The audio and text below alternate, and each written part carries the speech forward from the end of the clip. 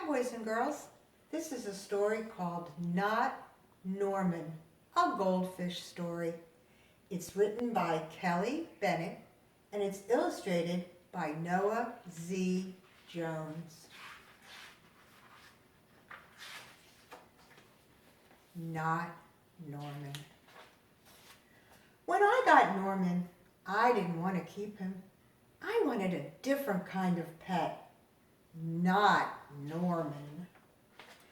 I wanted a pet who could run and catch, or one who could climb trees and chase strings. A soft, furry pet to sleep on my bed at night. Not Norman. All Norman does is swim around and around and around and around and around and around. This is it, Norman, I decide. I'm trading you for a good pet. Norman doesn't move. Not even a fin twitches. How can I trade him like this? No one will want a sorry-looking fish in a gunky bowl. When I drop Norman into his nice, clean bowl, he starts dipping and flipping and flapping his fins around. He looks so goofy, I have to laugh. Don't you think that just because you made me laugh, I'm going to keep you, I tell him. Tomorrow, you're out of here. Norman blows a stream of bubbles.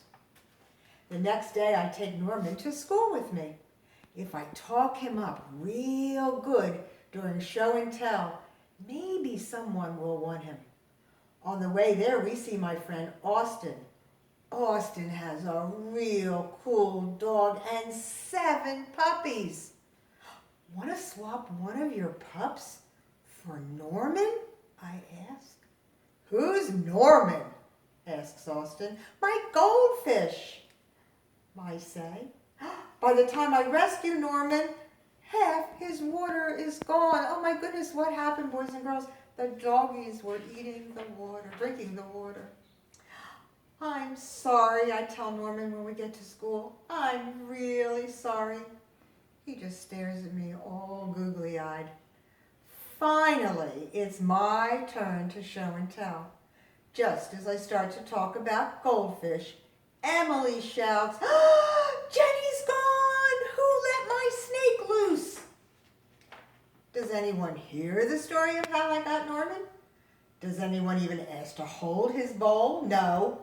They're all jumping and screaming and chasing the snake. Not Norman. He's looking right at me. Thanks for listening, I tell him. That afternoon, we go to my music lesson. As soon as it's over, I'm taking Norman back to the pet store. I take out my tuba and begin to play.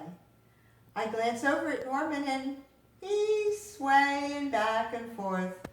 Glug, glug, glug, glug, he mouths. Look, Norman's singing, I say.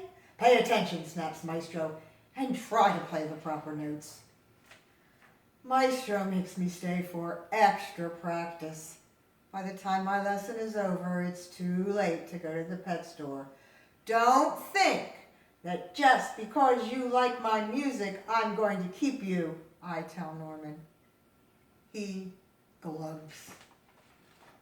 That night, I'm sound asleep when screech, scritch. What's that noise? Scratch, scritch, screech.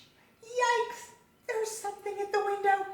Then out of the corner of my eye, I spot Norman. He isn't scared. He isn't swimming around in circles either.